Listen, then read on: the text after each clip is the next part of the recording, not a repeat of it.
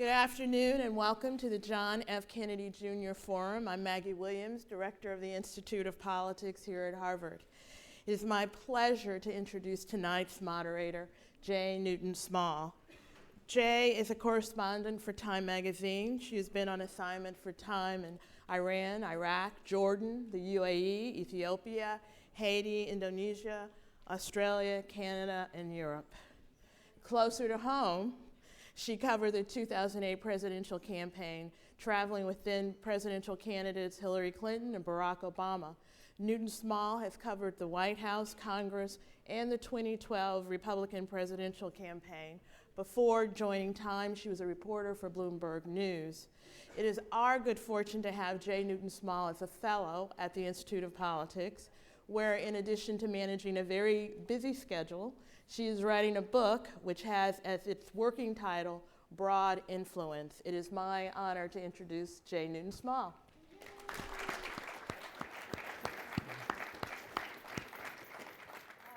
So I'm really excited tonight to be here with my old friend Reggie Love, who I was just chatting with Reggie. I think I wrote the first profile of you ever in print in 2007. Yeah. Right before Christmas. Yeah, and it was the Time magazine in 2007 for Christmas, and you were so nervous about it. Yeah. You were like, "Don't write anything mean about me." Yeah. Yeah. I said that I didn't want to take away. I was like, this campaign's not about me. This is about Barack Obama and the message. But I think Robert Gibbs. His point was it will make him look more. It will humanize the candidate. Is that what Gibbs told you? That's how Gibbs sold it. That's how he sold it. Because I was like, why is Jay keep bothering me about this writing this article? Well, and I started all because now you have an amazing book that's just come out. So let me introduce Reggie before we start all the banter. Reggie Love you were a basketball and a football star. At Duke. Star. I played. I was on the team. He was a star. He was totally a star. And after graduating from Duke, you were going to go to New York. You were kind of on your way up to New York, and he decided he would stop in Washington D.C. and intern, for the summer, and in this office of this new kind of senator from Illinois, named Barack Obama. And that internship ended up lasting a little bit longer than you thought. Yeah. To be totally honest, I was playing football after college. I spent. You did you were 3 months. You were semi-pro, right? Or with you were the pro? Packers, and yeah, I spent right. a year with the Cowboys. And my mom had suggested that I take an accounting course my last year of college. And so when I'm in Dallas, I come up with this calculation of like how many snaps I would have to play in order to never have to work again. And when I finally calculated the number, I was like, there's no way I'm ever going to make that many snaps, so I should look for a different career. I love that. Yeah. So he starts looking for a different career. He decides, I'm going to go, into finance, make money, right? So you're on your way like up to like Goldman or something in New York. Yeah. Well, this is kind of, and I don't know how many remember, this is like sort of the golden age of, iBanking then, which, it's 2005, 2006, and, I had classmates who were making just as much in their like annual bonuses as I was making like in a whole year playing football. And I was like, and they're going to make that for 30 years. Yep. Well, maybe not for 30, but they made it for a while. So you're looking at a lot of money, money signs going up to New York. You're thinking, I'm going to make it big, make a lot of money for, and then you stop in Washington and you intern for Barack Obama, which does not, let's face it, pay well. Yeah. Does it pay at all? So I was a staff assistant, and I don't know how many people here have worked in a member's office on the Hill. So it's 2, 3. 2. So and there's someone in the back. So in a congressional office, you've got like the member of Congress, you've got like a chief of staff and a senior advisor and director of scheduling, legislative director, legislative correspondent. Communications director, communications assistant, speechwriter, and then there's like staff assistant, and then there's intern. Yeah. And so I was a staff assistant, and I think when I started, I made maybe $28,000 a year, and I lived in D.C., which is I don't know how that even worked out. I don't really. I don't think I was actually I must have been in the red. And I got there, and things were. what I noticed was that there was something special about what was going on there. And I would go, and Lauren Kidwell probably remembers this, who's here, is that Senator Obama would have these town halls every Thursday. He and Dick Durbin would have a town hall, and people from Illinois would come and visit. And the line that he would always say that stuck with me was that, I would rather do what's right for the American people than worry about being reelected. It's like if I do the right thing and I don't get reelected, and I'm fine with that. And I thought that was just like a very, it was a concept that I kind of thought never happened in politics. And I thought when I was in college, I studied political science. I wrote papers on how, the correlation between dollars raised and who wins a presidential election or a senatorial election. And it was a refreshing point of view. And so as a staff assistant, a lot of people say, well, how did you go from staff assistant to, personal aide for the president? And it's like it's a long journey. And to be totally honest, when people see Barack Obama today, they're like, oh my God, the 44th president, Air Force One, there's all these things and the nuclear football. But, in 2006, I would imagine not many people, well, if you guys are from Boston, you probably did know who Barack Obama was because he gave that speech here, yeah. In 04. But it sounded I remember covering that speech when I was here in 2004 for the convention, and I bumped into then State Senator Obama doing a walkthrough with Robert Gibbs. We keep mentioning he was the spokesman for the senator and then was spokesman for the White House spokesman when Obama won. And it was like 7 a.m. We were doing a walkthrough in the convention center, and Obama was like, "Hey Jay," because we'd met each other in the Kerry campaign, and he was like, "Let's have breakfast. I'll give you a preview of my speech." And I was like, "Okay, cool." And so he gives me this preview of his speech, and I filed the story, and it's like exclusive to Bloomberg, this preview speech, and my editor was like, "This is so Pollyanna. Like hokey, what is this, red America, blue America, United States of America?" He never published it. Like he refused to publish this. And he was like, "No one's gonna believe this, it's so hokey." Did you still have a job? Like as Obama's speaking, my editor emails me, he's like, you know this guy, huh? Like, but it's amazing to me that he does sound Pollyanna-ish, right? Like when you hear him speak, and he sounded like back then, even in 2006, 2005, but people responded, right? You saw people respond. Well, for me, it reminded me of sort of growing up in my church. It reminded me of my pastor in Charlotte, a small Baptist church, and it goes up, great cadence, great delivery, tons of passion, and and I don't know how many of you guys go to church often, but it always seems like the message that he's speaking is like directed right at you. Mm-hmm. It's like, you need to participate. You need to go out and vote. You need to educate your friends. You need to take part in what is a larger conversation that a lot of people aren't participating in. And so, no, it was definitely different. Mm-hmm. A very different approach. So you get inspired and you decide $28,000 a year is worth it. Living in the red is worth it. You're going to stay. You're going to sacrifice the job at Goldman. Right. So Pete Rouse has kind of been my Sherpa for all intents and purposes. He's a former senior advisor to the president. And he was chief of staff to Tom Daschle when Tom Daschle was the Senate Majority Leader. He was chief of staff to Barack Obama in his Senate office. Mm-hmm. He was a senior advisor on the campaign. He was the chief of staff in the White House. I remember telling Pete, I said, look, I may not want to stay very long. I said, maybe I'll stay 2 or 3 months. And I've been in D.C. for almost a decade. And really, to be totally honest, the first major challenge that I had wasn't a challenge at all. I remember the day Pete calls me and 3 other staff assistants into the senator's office. And it's like this amazing room.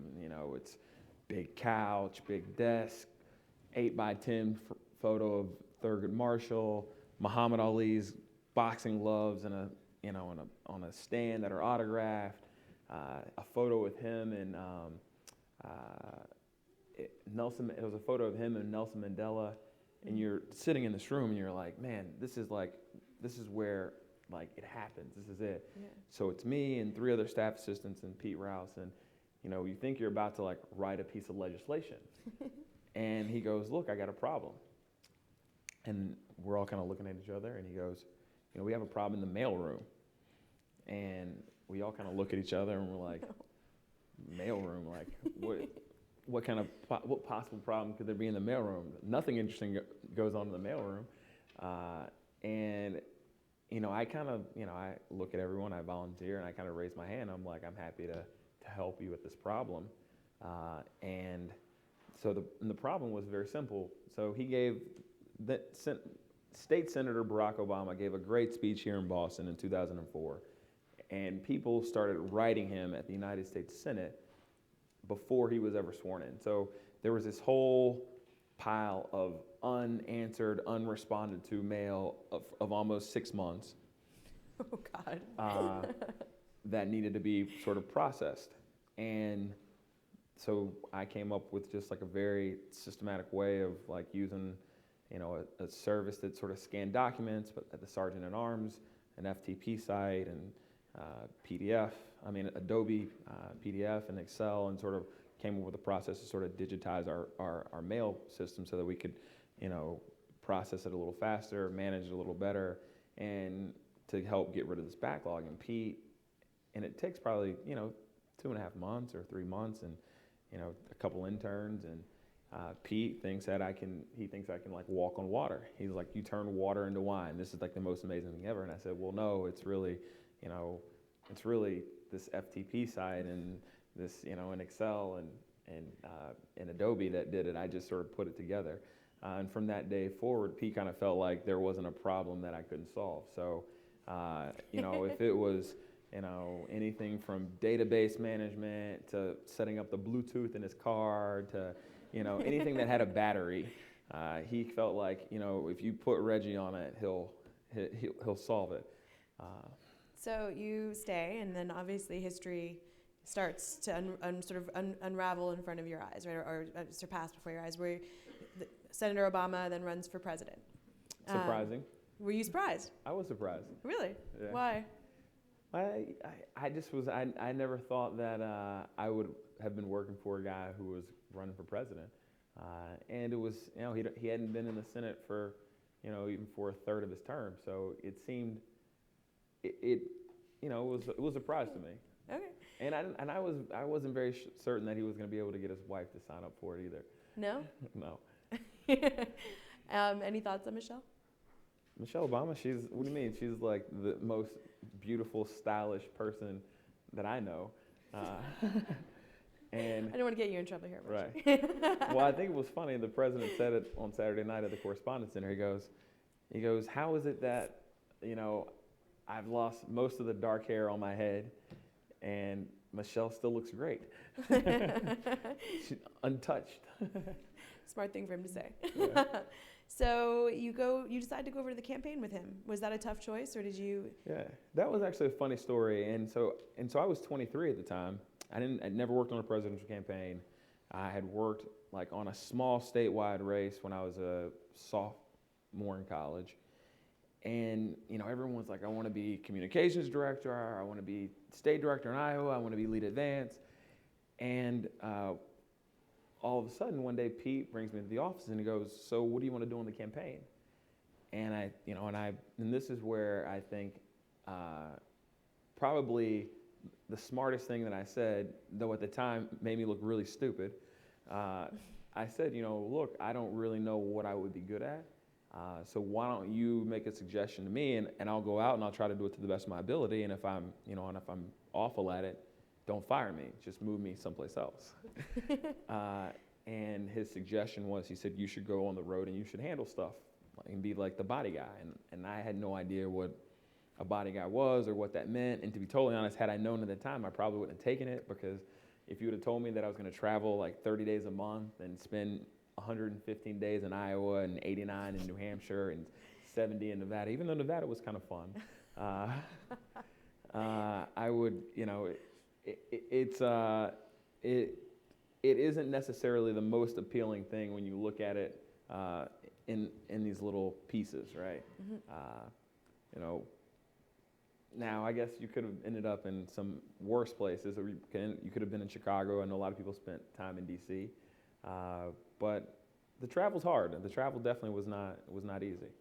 So tell us, and I'm going to put, so Reggie, meanwhile, by the way, is an amazing photographer and sort of chronicled all of his travels with the president throughout the campaign, and you should pick up his book because it's great, and it has a lot of these photographs. So we're going to start, this is them on the campaign, on one of the little planes that they used to fly around in.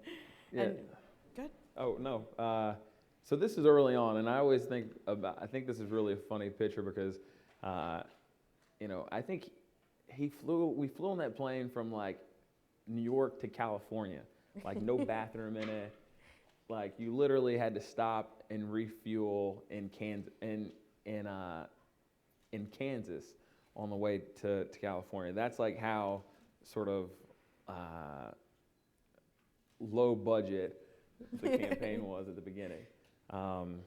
And a lot of people kind of always think, they're like, oh man, you and the president, you guys have this great relationship. You must be from Chicago. You must be from the South Side, or your parents must be friends, or must be boosters or donors. And, to be totally honest, I didn't know him, and I didn't know him from Adam when I came to work for him.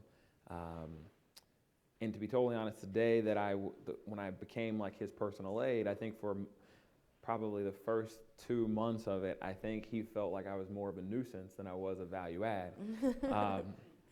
And I remember a couple of times when, we're in these like really tight quarters, and, I'm getting phone calls from everyone.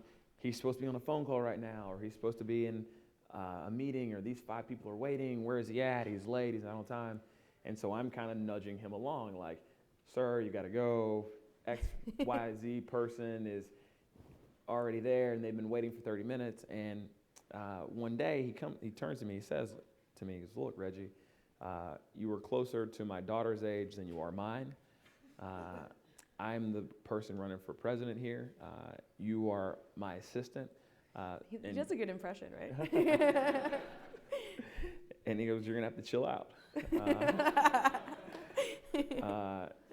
And so a lot of the job for me was really learning how to, be a nuisance, but not be a nuisance. So for those of you who don't know what a body man is, let's describe it a little bit. So you stand next to him in events, and you have a Sharpie at ready all the time, and you receive, when he gets things from people, you get those things, and you have to sort of deal with them. You're kind of basically you keep him on schedule. Basically everything that he doesn't want to do, you basically do. You hold his BlackBerry, you hold his iPhone, So it's like everything from his wallet to his personal device to briefing books to making sure that his luggage gets from hotel to car to plane to car to hotel room, making sure that he eats 3 meals a day. If someone, a cousin or a friend or whomever wants to see him in Cleveland, you make sure that they're positioned or in the clutch or sitting in the audience in the right place, and he knows where they are, he knows who they are, and you take in all the extra stuff. So President Obama wins, he becomes President Obama, and I skipped this photo. Oh, this yeah, is you guys just hanging out with Marvin. Yeah. This photo is a really good photo, mainly because I think the story I always tell behind this is, if you look at this photo, you would say, there's the guy who's the president. There's a guy I don't know who, that's Marvin in the middle. Mm-hmm. And the thing that's really funny about it is that we're in a tent. Yeah. We're in a tent that has no chairs in the middle of a field in the middle of nowhere in Virginia. And it's basically, I don't know, it's probably 10 days before the election in 2008. And I think... I was probably with you guys at that point. And I think the thing that's really important is that, while you're doing whatever it is you guys go off to do or what you're currently doing, like the people you're with and the people you're spending your time with, like you got to have a little bit of fun. Even if you're doing something that doesn't seem that interesting, or you're in a place that seems kind of obscure, or you're doing something that seems sort of redundant or repetitive, it's always good to be able to enjoy the people that you're with and to have a laugh because it makes the journey a little bit more bearable, a little easier. When did the president discover your basketball skills? I mean, I played at Duke. I'm sure you watched me play on TV or sit on the bench. When did you guys first start playing? Yeah. So one of the Matt Rodriguez, who was our state director in New Hampshire, had a great idea. He said, "Look, what we'll do is we'll have the candidate play basketball with local firefighters and police officers in their morning games, and he'll get to earn their respect, and ultimately they'll vote for them." Which is kind of ironic because we didn't win New Hampshire. And so what they decided to do, and you could also make the day a little bit longer, because your first public event really can't start before 8:30 or 9 because no one will really be there. So they would schedule a basketball game with local people in New Hampshire at like 6:30. So we get up at 6, go to the gym, play for an hour, get showered, and go. And so we were playing with some folks from the New Hampshire staff, and look, I was like 23 at the time. We were killing these guys. It was like, we were up 20 points, and that's why you lost. Right. Why you lost New Hampshire? You just creamed them in basketball. And there's one play where I'm like in my help side defense. I make a deflection. I run the ball down. I go up and I dunk the ball, and I run back down the court. And he kind of looks at me and he goes, "Look, Reggie, it's like, we want to win, but we want their support." I still think the president questions my jump shot and my shot selection. I remember when the Duke basketball team, so I played at Duke, and Duke wins a national championship in 2010. So the Blue Devils come down, Coach K in the Oval Office, Barack Obama in the Oval Office. I'm kind of giving them their briefing about, all right, you're going to turn left and you're going to turn right, and the remarks from the podium, and this is how the sequence is going to be. And the president kind of interrupts and he goes, "So, sometimes we're playing," he's saying this to Coach K, "sometimes when we're playing, Reggie will just take the craziest shot." and then Coach K kind of responds back. He goes, No, Reggie does not shoot on my team." It's like, that's your problem. So I think that, look, my game is, no one ever paid me to play basketball. I love the game, love to play, but I will say that was the thing that actually did build the bond and friendship between the president and I. I can remember the first night, it's a long day, and we were having a back and forth about the NBA playoffs, kind of like this time. It's like kind of this time of the year, and Chris Paul was playing for the New Orleans Hornets at the time, and Tony Parker was still in San Antonio, and I said, "Look, and I'm saying to him, I said, Chris Paul is the best point guard in the NBA. And he goes, "No, Chris Paul's not that good." And I said, "No, look, I played against him in college. He's fast with the ball. He shoots great. He's just a great all-around player, best point guard in the NBA." And, I look at my email one night. It's about 12:30, and it's Barack Obama. And I'm like, this is going to be bad. He's either something's missing, or something's wrong, or he doesn't have something. So I open it up, and it's Tony Parker's stat line. And and I reply back with Chris Paul's stat line, and I go, pretty good, but I still think CP is better. And that was our first non-work related communication, where we were just not talking about scheduling or talking points or logistics or why he was doing something that he didn't think that he needed to be doing. So I was always surprised when I watched him play basketball during the campaign. What a trash talker he is. I mean, he really talks trash, and he'll haze everybody on the team. Is it just he's hyper competitive? I don't know, I think he's a guy. Yeah, but you don't see Axe talking trash to him when he plays basketball. Well, have you seen Axelrod play? Yeah, he's not good. No, he definitely is a trash talker, and there's a great story in the book that I write, and it's still one of the funniest days of my life. We played a game in Iowa, and we flew to Wisconsin later in the day, and the president or the candidate is about to go on stage. And he's standing off stage. He's being introduced by this woman who's a local person who's sort of talking about why she's supporting the candidate. And I say to him, he's standing there holding a basketball. And I say, so, sir, you know that's a girls' basketball. And he goes, yeah, I know it's a girls' basketball. And he throws it down the hall to Marvin, that's a tall guy standing there. And Marvin's like 6'8". Marvin's his trip director, just to give you, like, he travels a lot with the president. He throws the ball to Marvin, and he says to Marvin, he goes, hey, man, maybe this will help you with your game. And Marvin, he goes, look, and I'll take trash talking from Reggie, but I won't take trash talking from you, sir. And he goes on, and he says to the president, he says to the candidate, he goes, well, at least I didn't get my shot blocked by a 14-year-old. Oh. And the candidate goes, he was 15. And it was his nephew, Avery. And the candidate's about to go back at Marvin, and then the curtains open, the music comes on, they're like, and the next president of the United States, Barack Obama. And in the middle of this heated trash talking moment, he's announced the stage. And he comes off stage, and he says to me, the whole time I was giving that speech, I was really fired up at Marvin. So we redefined fired up and ready to go. Yeah. Maybe not said fired up. He may have used another word. Because he also swears a lot. I don't know. I've seen him swear.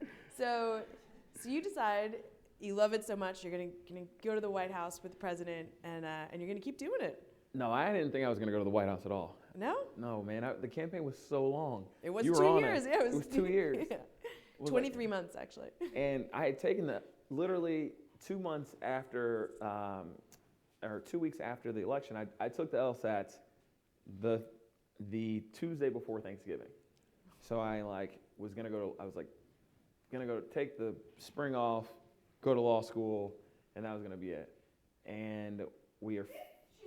And shortly after the election in 2008, he's going to D.C. to meet President Bush. It's President-elect meeting President-elect Obama, meeting President-elect Bush in D.C. And on the flight over, we're talking sports, and my good friend Chris Duhon had gotten a new contract with the New York Knicks, and he'd had a good game. And he comes over to me, and it's on the plane. He goes, man, Chris had a great game last night. I guess he really is worth all that money. I should probably take back all those mean things I said about him. And he kind of says to me, so you're coming with me on this journey. You're coming with me on this, right? Talking about the White House, and and I'd already prepared myself, and I was not gonna go because I never really wanted to work in government. My dad worked for Social Security, and I was like, I really don't want to work for the man. That didn't sound cool. And before I even realize what happens, I say, yeah, sure, I'll come for 2 years. And I'm like, who said that? And so I guess that's what happens. Leader of the free world asks you to come, you go. And I stayed for 3 years, and it was probably the best experiences and the best life lessons that I've ever learned. And I think Jay's scrolling through some of these photos, and this is, I would tell a different story about this, but this is a very great setup here. This is the Rose Garden. Press conference. And no, this is a bill signing. The bill signing, yeah. This is a bill signing, and we're in the back. You're in the back, and I'm going out to check everything before I put the remarks on the podium, and so if anything was ever wrong at any of these events, he would never go to the press person or the grounds crew. He would always say, Reggie, why wasn't this right? And so the thing that I always learned was that the right answer was always, yes, sir, and we'll get that right next time, because don't debate him. Don't debate him. And it's really easy to say, to blame somebody else, because usually there's no scenario that just involves like one person. Like, especially when you're in these organizations, there are hundreds and hundreds of people who are doing important jobs, and sometimes they get it right and sometimes they don't. But ultimately, in my position was basically to take responsibility for anything that seemed to go wrong. Which happened a fair amount. Yeah, hey. Good thing you weren't there when Obamacare happened. Sorry. No, I was there. You were there? Yeah. Wow. Wait, when did you leave? So how long? I thought you stayed. I you left in December of 2011. Oh my God. Yeah. I meant when it went implementation. When it right, ran sideways right. during implementation. I was gone for that. Yeah. I was gone for that. That was unfortunate. Yeah. Because I was. The website. Yeah, the website. Exactly. Right. Exactly. So, do you have a story about this one, or should we? Yeah. So this is actually a very interesting story here. So this was the first state visit, and it was preparation for it, and it's really a lot of work. I mean, for almost a month, we had meetings and walkthroughs and all different sort of event preparation protocol, sessions. Protocol. Yeah. And to be totally honest, I think we did an amazing job, except one thing. The headline for the event was, party crashers crash. Oh, the Salahis crashed the party. State dinner. And it was really an unfortunate thing because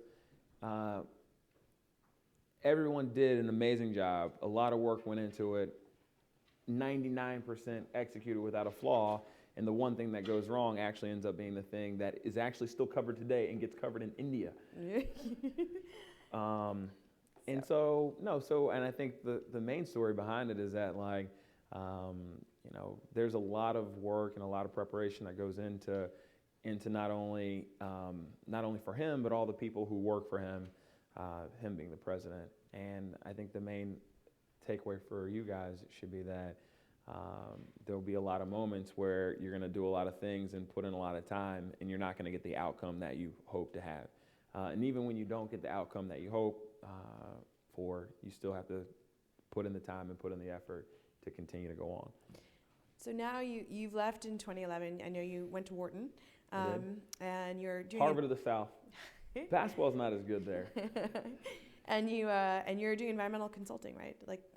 No, I work for a financial holding company called Transatlantic, and we're buying medium-sized companies that supply equipment and services to utility companies and oil and gas companies. But you remain friends. He was lucky enough to invite me to, that was USA versus Brazil. It was a preseason, or it was a exhibition game at the Verizon Center. And it was funny because he went back to talk to Coach K and the team before the game. And the next time I saw Coach K, he says, if he wasn't the president, there's no way he would come in to talk to my team at halftime, especially because it was like a tie game.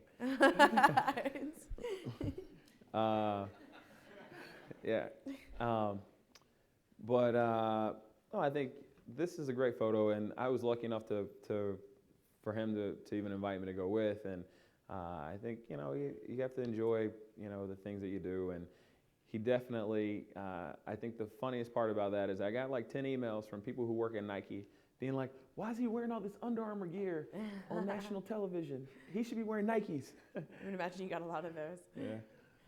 So I'm going to open up to questions in a minute. And just so you guys know, that you line up the microphones, which are around up here, to ask questions. And you need to keep it to at least 2 minutes per question. And you have to identify yourself, please. And your question must end with a question mark, which are the rules of Harvard.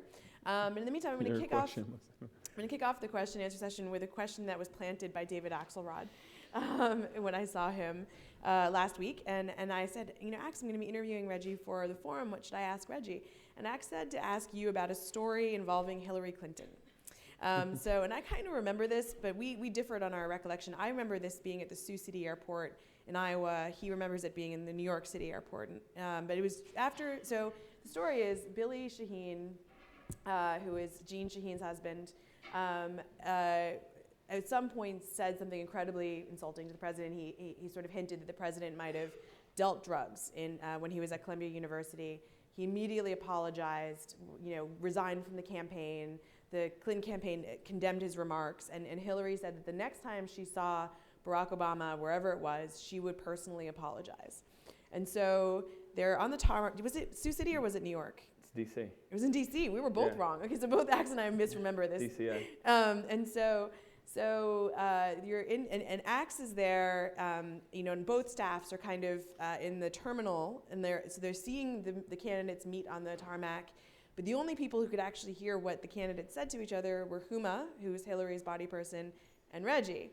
And so Axe said to ask you, because apparently the legend goes that things got incredibly heated. It looked like they were screaming at each other.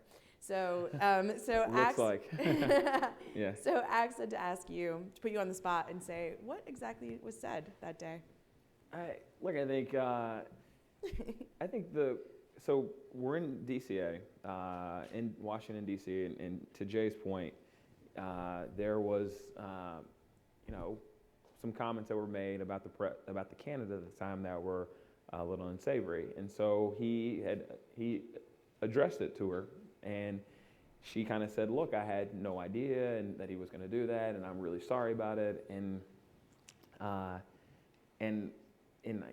think for the most part, I think at that point in time, I think maybe someone felt that the apology wasn't sincere enough. And look, and I think this is your brand, and these comments that are made, have a huge impact. And like your kids read this stuff, and your wife reads this stuff. And so I think it's one thing to differ on your policy in Iraq, but it's another thing to have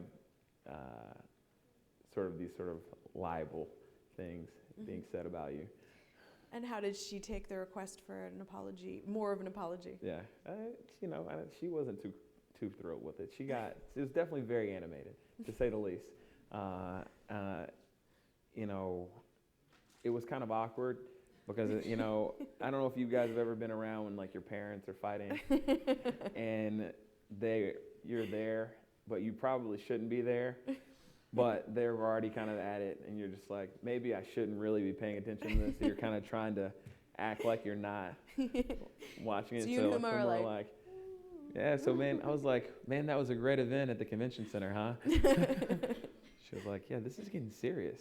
She's like, should we break this up? So now I'm gonna open it up to questions, and yeah. Hi, I'm Ben Bolger, and I just have a question about dealing with challenging experiences with the president.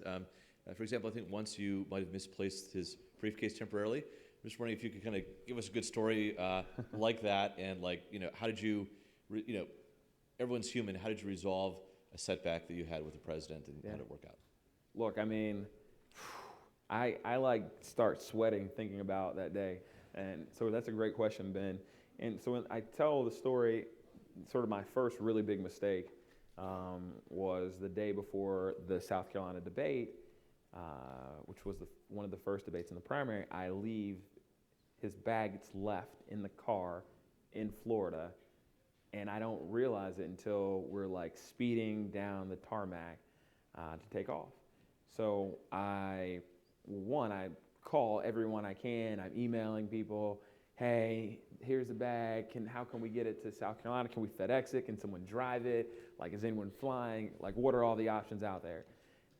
And then so part one is just trying to solve the problem, right? Now, the real solution to the problem would have been to not have left the bag there at all. And so then the other part of it is when we land, he says, hey, Reggie, where's my bag? And I'm thinking to myself, well, okay, I think the bag will be to the hotel tonight before we get there. I think. I'm not 100. Something could happen, the plane get delayed, or something so I can tell him the truth and say, look, I left your bag in Miami. Or I can say, yeah, no, it's in the other car. I'll grab it when we get to the hotel tonight. And I went with a version of something in between, which is it's en route.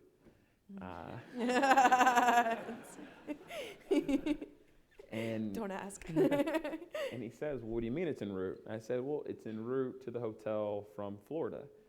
And he goes, well, why is it not with me here?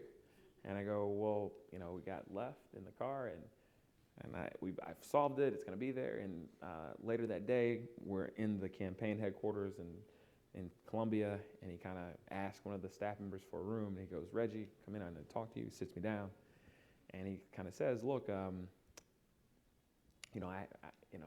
you have one job to do. And if you're not up for doing your job, then it's going to make it really hard for me to do my job. And I'm sure there are a lot of other people out there that would love to have the job that you have. And so, I go think to myself, say, yes, sir. Like, this is a terrible mistake. I'll never make it again. I never did. But no, there are tons of, I have a whole list of mistakes that were made.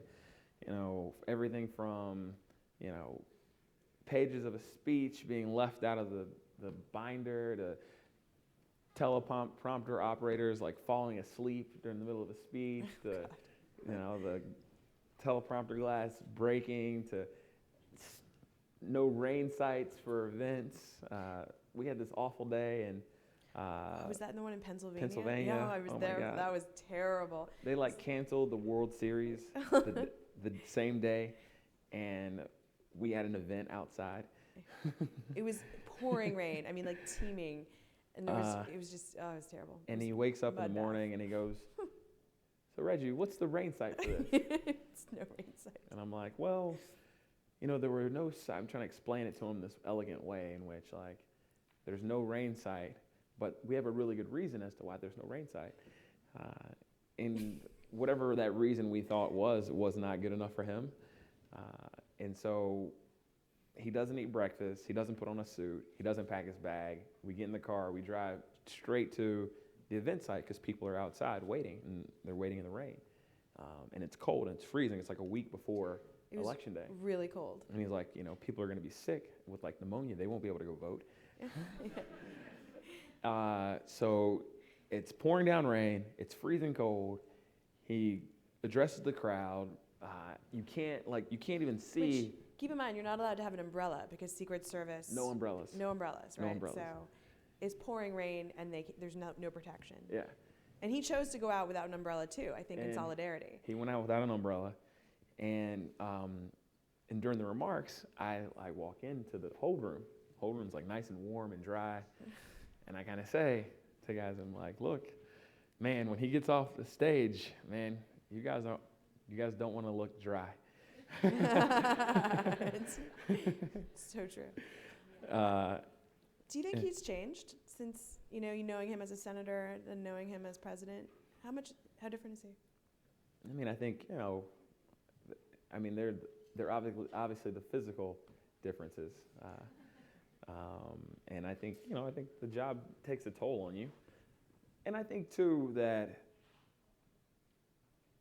the job takes a toll mainly because when things kind of get to his desk, they're kind of the options are bad and worse, right?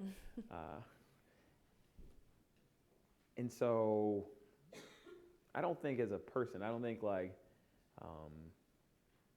think his sense of humor is still the same. I think the way he interacts with people is still the same. I think he's definitely grown in a lot to being president, and I think he's always had an immense amount of respect for the office. But I do think that, there is definitely growth because you're doing a lot of things for the first time. How many, arrival ceremonies have you been to when you are a junior senator from Illinois? How many,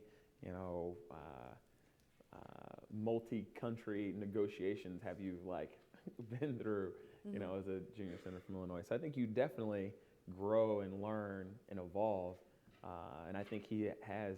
But I don't think at his core, I don't think he's changed. Up here, you've been waiting. Hi, Reggie. Thank you so much for coming to share with us. My name is Amandla. I'm a joint degree student between the Business School and the Kennedy School. Awesome. I think it's so fantastic to have the president humanized in a way that I think is sometimes very difficult when we think about the presidency as a high office.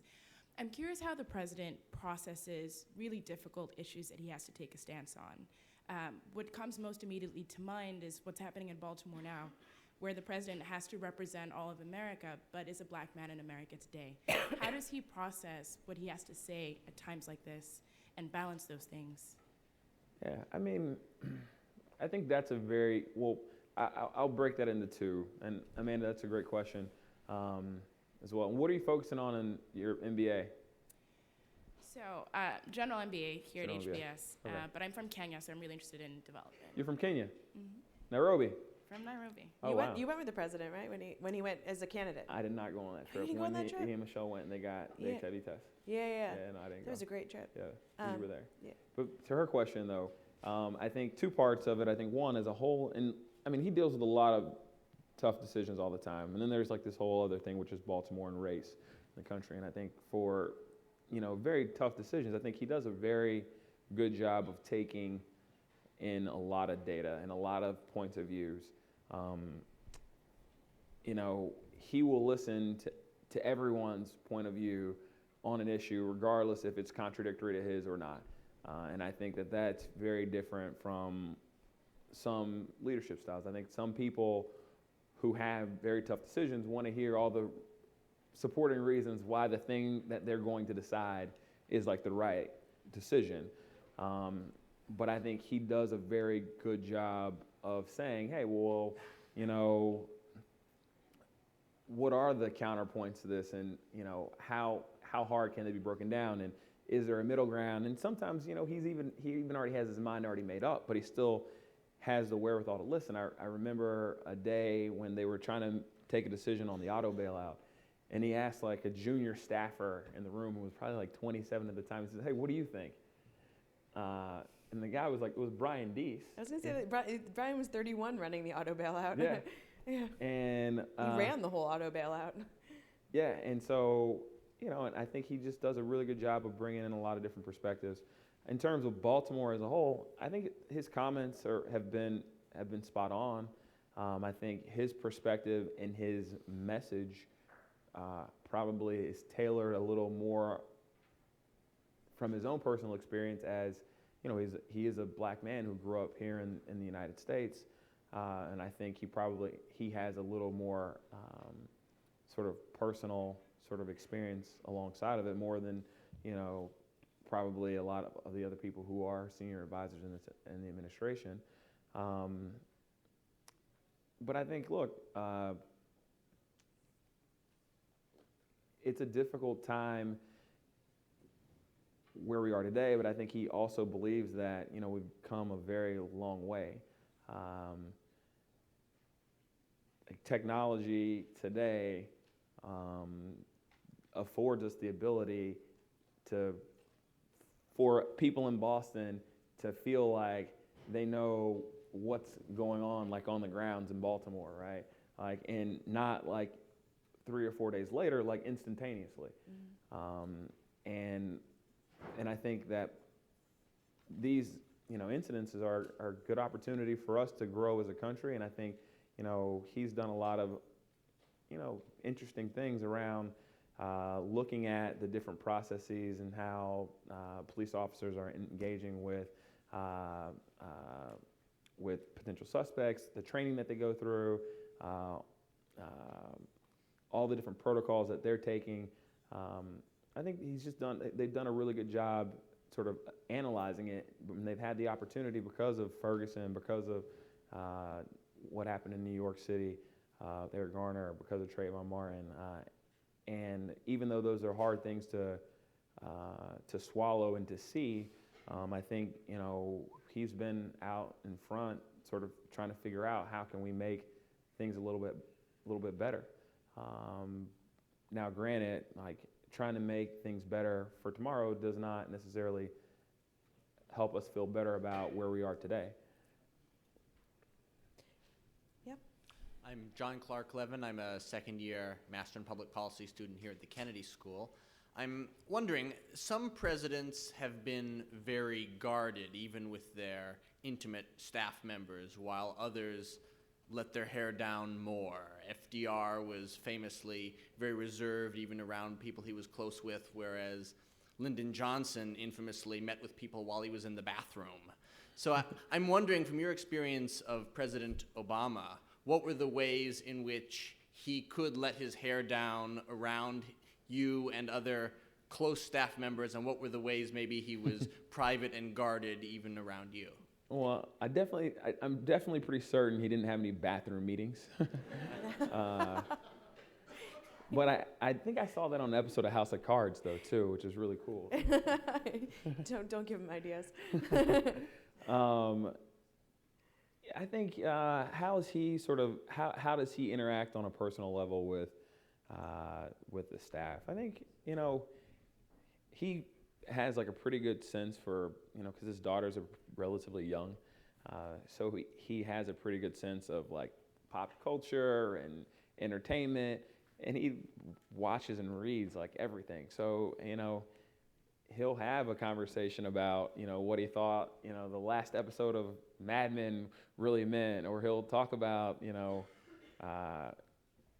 sports with Dennis McDonough, or he'll talk about, whatever is out there. He consumes like so much stuff that, like, I'm always surprised. I remember, like, one day, like, I got an email from him at like 1 o'clock in the morning, and he said, like, This is in the White House or after? this is in the White House. In the White House, he's president of the United States, And you were there too, or you left?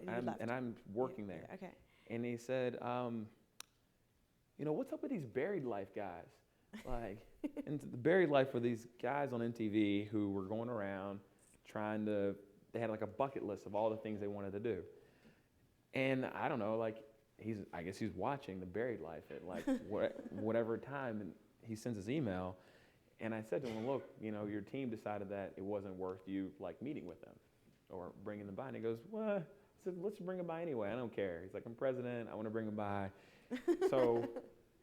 So he emails me this. This is like a middle of the night exchange and so, so that's like a small example that I can remember in which, and I don't know if you guys even remember this show or not, but like he's just, he consumes a lot, and he's very, engaged with people around, issues that are not just about policy.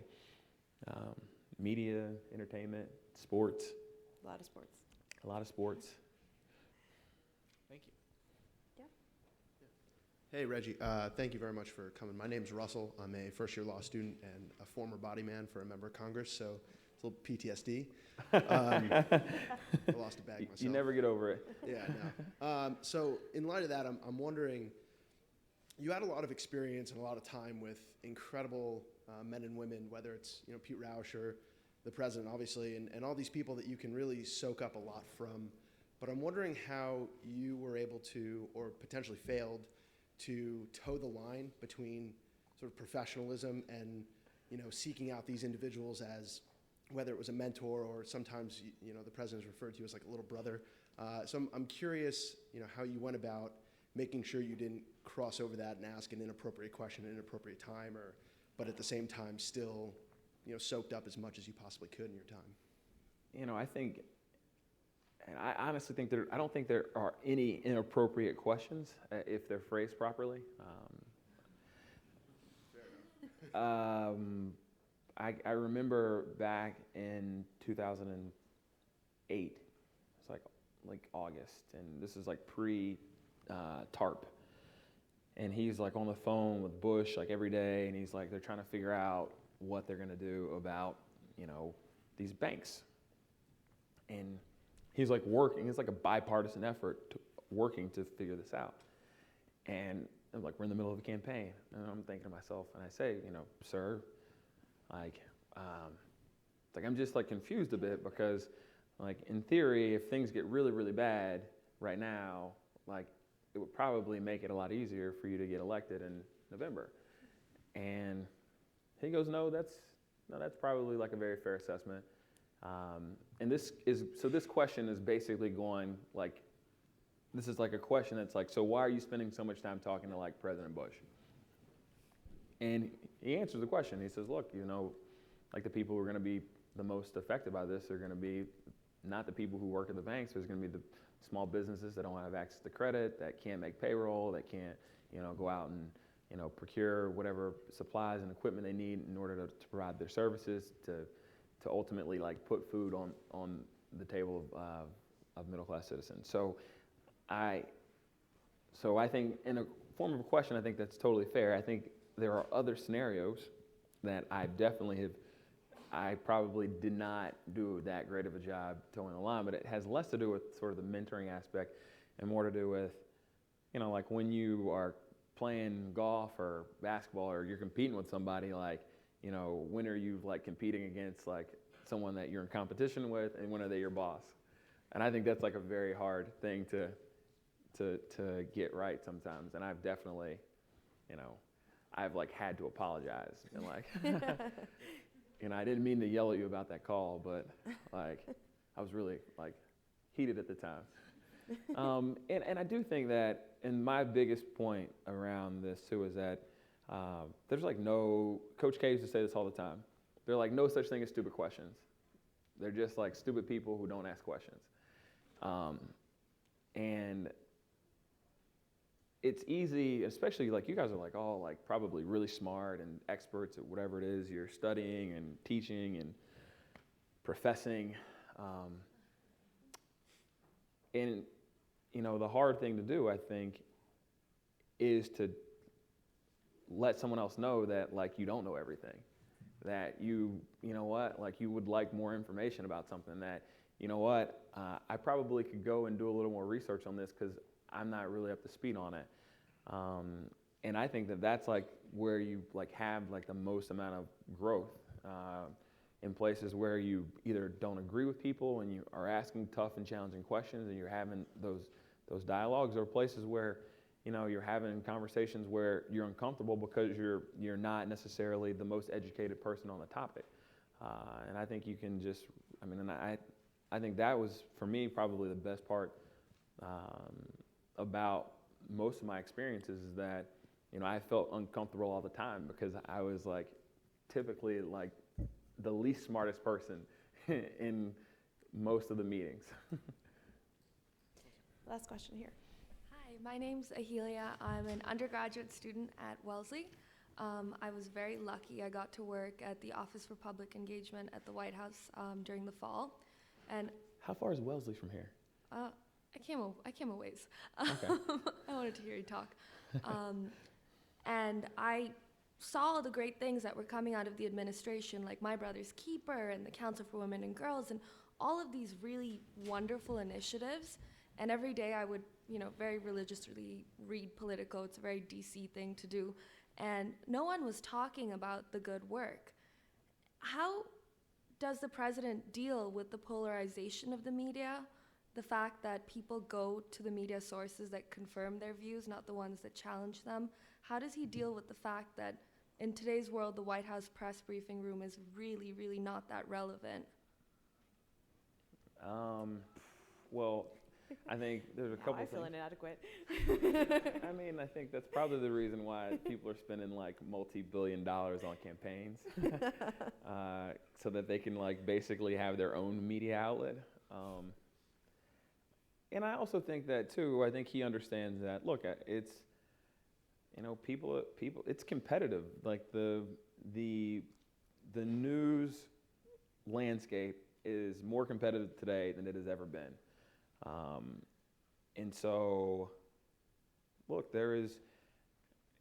sometimes you find yourself when the things that are like really driving click-throughs and subscriptions and viewership are not the warm, fuzzy success stories. And I think that, I think he gets it. I think, But how do you get people involved if all they hear is the bad stuff, if all they hear is the fighting and not the hope? Well, I think that is part of the story. That is part of the story about being involved. When you see that there is this much gridlock and fighting and sort of stagnation, it means that like more people need to be involved in the process, and more people need to become, educated and engaged in having their own dialogues in their own communities about these issues. Because ultimately, none of these issues are like won or lost on CNN. They're won and lost in like living rooms and in churches and in town hall meetings and in places like here. This is where it happens right now. I think the media tries to, they try to come up with storylines to help sort of move people in a certain direction, but it's really up to us to dig down deep and to look very analytically at what's going on and what are the things that are important to us, and what are the things that are going to make a difference to us, not just look at the things that are being fed to us. And I think that's hard. It's a very hard thing to do. We have short attention spans, and there's a lot of things that are competing for our time and our attention. I'm sure everyone's got 3 devices, and you've got your friends and girlfriend or wife and kids, and it's a hard thing to do. But I think when you get to the core of it, when you get down to sort of the basic needs and necessity, which are, people want a chance to get a good education, have an employment, have long-term security financially and with healthcare, and they want to have the chance to live the American dream. If people feel like they have that opportunity, they'll be engaged and involved, for years to come. But the moment people feel like that thing is no longer attainable, then people become more and more disenchanted, and I think that's also the moment when people have to sort of turn in and dig a little deeper and work a little harder to help get us back on course. So last question, you've seen up close and personal what it's like to be president. Would you ever run? For president? Yes. No. Not an advertisement for it. Look, man, you've seen up and close. Would you run? I enjoy the view that I have. Anyway, thank you so much, Reggie. Oh, have you been waiting? I'm sorry. We didn't see you at the mic. I'm sorry. Okay. My name is Malik Jawati. I'm actually a high school senior. So what do you think has been Barack Obama's biggest accomplishment as president?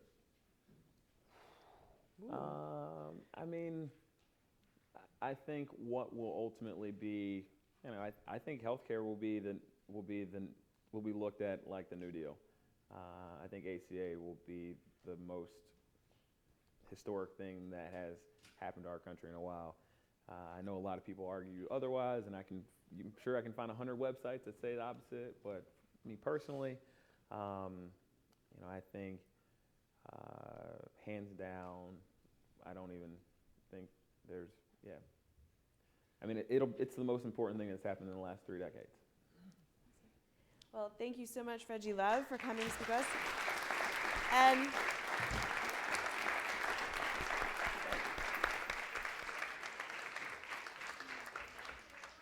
it's called Power Forward, My Presidential Education, if only to read the part about when he catches Reggie with a girl.